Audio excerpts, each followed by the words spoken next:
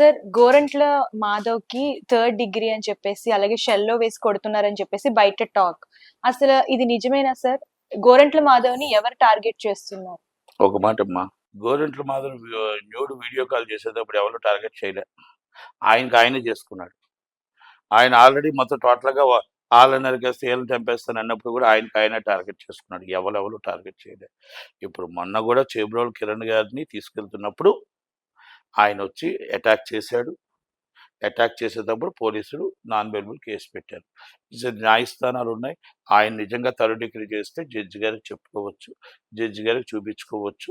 Immediately హైకోర్టులో petition వేసుకోవచ్చు, సుప్రీంకోర్టులో పిటిషన్ వేసుకోవచ్చు. రఘురామకృష్ణరాజు గారికి ఉన్న రైటే ఆయనకి రైట్ ఉంటుంది. రఘురామకృష్ణరాజు గారికి ఉన్న లానే ఆయనకి లా ఉంటుంది. ఆయన థర్డ్ డిగ్రీ చేస్తే ఇమీడియట్లీ చెప్పి యాక్షన్ తీసుకున్నారు కదా. అందుకే సుప్రీంకోర్టు పిటిషన్ వేసుకోవాలి. చిన్నవాడు కాదు కదా.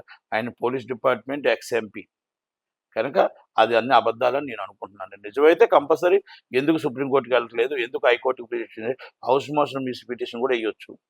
మరి హౌస్ మోషన్ ఎందుకు వేయట్లేదు అనేది మరి వైసీపీ వాళ్ళు చెప్పాల్సిన బాధ్యత. సార్ పాస్టర్ ప్రవీణ్‌ది పోలీసులేమో తాగేసి పడిపోయి చనిపోయారు అని చెప్పేసి అన్నారు. అలాగే పాస్టర్ వర్గాలేమో ఇది పక్కా హత్య అని అంటున్నారు. దీనిపైన రేపు సుప్రీం కోర్టులో వాదనలు జరగబోతున్నాయి. అసలు దీని గురించి మీరు ఏమంటారు సార్? నేను 2 విషయాలు అంటానమ్మా. పోలీసులు ఇన్వెస్టిగేషన్ పోలీసులు చేశారు. Police investigation inch to inch వాళ్ళు మొత్తం వివరంగా అన్ని చెప్పారు. ఓకే, ఇన్వెస్టిగేషన్ తప్పు జరిగింది అనుకుందాం, తప్పుడు ఇన్వెస్టిగేషన్ జరిగింది అనుకుందాం. వాళ్ళ వైఫ్ ఎందుకు నోరిప్పట్లేదు, వాళ్ళ వైఫ్ ఎందుకు చెప్పట్లేదు?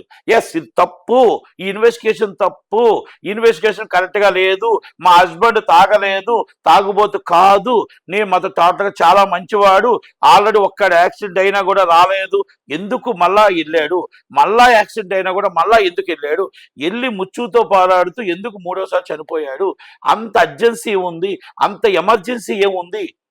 ఎవరైనా ఒక్కసారి బాగులేకపోతే రిటర్న్ వచ్చేస్తారు పడిపోతే. అలాంటిది 2 సార్లు పడిపోయినా 3వసారి కూడా ముచ్చుతో పోరాటానికి అంటే ఎంతో ఇంపార్టెంట్ విషయమైన అయ్యి ఉండాలి, లేకపోతే ఇంట్లో ఏమైనా గొడవైనా జరిగి ఉండాలి. ఇంట్లో అంత మందు రెగ్యులర్గా ఆయన మందు కొట్టి అన్ని వైన్స్లో ఆయన అకౌంట్ నుంచి డబ్బులు వెళ్ళి ఎన్నింటికి సమాధానం చెప్పవలసిన బాధ్యత ఆమె మీద ఉంది. పాస్టర్స్ అనుమానం ఇది ఎందుకంటే ఒక క్రైస్తవ మత బోధకుడు ఆయన, అంటే ఒక మతానికి బోధించేవాడు. ఎందుకంటే కొంతమంది అనుమానాలు ఉన్నాయి. ఏమంటున్నారంటే వాళ్ళందరూ ఏమంటున్నారంటే ఆయన తాగుబోతు కాదు, ఆయన్ని క్రియేట్ చేశారు, యాక్సిడెంట్ కాదు, మర్డరు అంటే అనుమానాలు తప్పులేదు.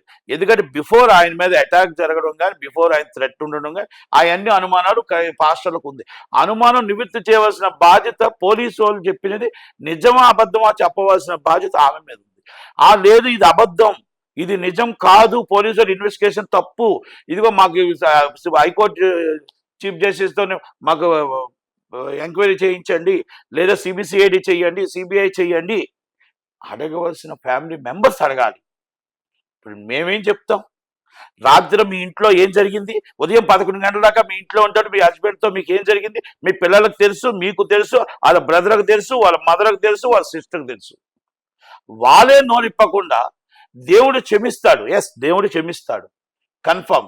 కానీ అది ఇక్కడ ఏమవుతుందంటే ఎంటైర్ క్రైస్తవులందరికీ ఆయన తాగాడు అంటే క్రైస్తవులందరూ మత బోధకులందరూ ఇలాంటి వాళ్ళేనా అని సోషల్ మీడియాలో మాట్లాడుతున్న వాళ్ళందరికీ సమాధానం చెప్పవలసిన బాధ్యత వాళ్ళ ఫ్యామిలీ మీద ఉంది. మీ హస్బెండ్ కానీ కొన్ని లక్షల మందికి మత బోధకుడు ఆయన కనుక సమాధానం చెప్పవలసిన ఆమె నోరిప్పాలి, వాళ్ళ మదర్ నోరిప్పాలి, వాళ్ళ బ్రదర్ నోరిప్పాలి, వాళ్ళు మాట్లాడాలి. కానీ ఇప్పుడు నేను మీరు మాట్లాడి ఇప్పుడు పాస్టర్స్ అంతా పాప మాట్లాడుతున్నారు, కన్నీరు ప్రార్థన చేస్తున్నారు, రాబోయేది వచ్చేది గుడ్ ఫ్రైడే, దేవుడి దినాలు వస్తున్నాయి కనుక దేవుడు బాధపడుతూ కన్నీరు పెట్టుకుని ప్రార్థన చేస్తున్నారు. ఏంటి మాకు ఇది అపయం ఏంటి ఇది మాకు మొత్తం టోటల్గా క్రైస్తవులు అందరి మీద ఇష్టం వచ్చేట్టు సోషల్ మీడియాలో మాట్లాడుతున్నారు అని కన్నీటి ప్రార్థన చేస్తున్నారు. ఆ ప్రార్థనకి మనం ఆ మచ్చ ఉండకూడదు అంటే నిజం మీరు చెప్పాలి. పోలీసు వాళ్ళు కరెక్టా, పోలీసుల ఇన్వెస్టిగేషన్ కరెక్టా, లేకపోతే వాళ్ళతో మీ ఎవరైతే ప్రవీణ్ పరేడ్ గారు వెళ్ళినవన్నీ తప్ప అనేది చెప్పాల్సిన బాధ్యత మీ మీద ఉంది. పోస్ట్ మార్టంలో ఆల్కహాల్ వచ్చిందంటున్నారు, పోస్ట్ మార్టంలో వచ్చిందంటున్నారు, ప్రతి సీసీటీవీలో ఫుటేజ్ ఉందంటున్నారు, మీ ఆల్రెడీ యూపీఐ నుంచి పేమెంట్ వచ్చిందంటున్నారు. పోలీసులు అయితే ఇన్వెస్టిగేషన్ చంద్రబాబు నాయుడు గారి సమక్షంలో, లోకేష్ గారి సమక్షంలో బాగా చేశారని నేను అనుకుంటున్నాను. చెప్పవలసిన బాధ్యత ఆమె మీద ఉంది. కనుక ఆమె చెప్పకపోతే మీరు మాట్లాడినా, నేను మాట్లాడినా, పాస్టర్లు మాట్లాడినా, కేఏ పాల్ గారు మాట్లాడినా, సుప్రీంకోర్టులో పిటిషన్ వేసినా, ఏది మాట్లాడినా వాళ్ళు అక్కడ ఏం జరిగిందని ఇన్వెస్టిగేషన్ చెయ్యాలి. ఇన్వెస్టిగేషన్ అనేది చెయ్యక తప్పదు. అక్కడ ఇప్పుడు యాక్చువల్గా యాక్సిడెంట్గా నిర్ధారించారు. యాక్సిడెంట్ అంటే రోడ్ యాక్సిడెంట్ మాత్రమే. ఏ బండి గుద్దకుండానే ఆయన తాగి పడిపోయాడు అనేది ఒకటి, తాగి పడిపోయాడు అనేది రెండు, తాగి పడిపోయి గోతులో పడిపోయారు, చనిపోయాడు అనేది మూడు. రాపోర్ట్స్ ఉన్నాయి, హెడ్ ఇంజరీ అయింది, ఇవన్నీ జరిగాయి అనేది పోస్ట్ మార్టం రిపోర్ట్ చెప్తుంది, ఎఫ్ఎస్ఎల్ రిపోర్ట్ చెప్తుంది. దాన్ని అబద్ధాన్ని నేను మీరు చెప్తే ఎలా? చెప్పవలసిన వైఫ్ రాత్రి ఏం జరిగింది మీకు వాళ్ళకి, మళ్ళీ ఉదయం బయలుదేరేటప్పుడు ఏం జరిగింది, ఫోన్ కాన్ఫరెన్స్ ఏం జరిగింది, ఎమర్జెన్సీ రాజమండ్రి రావడానికి కారణం ఏంటి, ఎమర్జెన్సీ అవతల కాసి వస్తున్న వ్యక్తి ఎవరు, రమ్మని చెప్తున్న వ్యక్తి ఎవరు, వాళ్ళని ఎందుకు ఎంక్వైరీ చేయలేదు, లేకపోతే ఎంక్వైరీ చేశారా, మిమ్మల్ని ఎంక్వైరీ చేశారా, మీరు పోలీసు వాళ్ళకి ఏం చెప్పారు? ఇన్వెస్టిగేషన్ రిపోర్ట్ వచ్చింది కాబట్టి ఇప్పుడు బయట పెట్టచ్చు. దేవుడు క్షమించిన వాడే, దేవుడు క్షమిస్తాడు, కానీ మచ్చ పోవాలి కదా.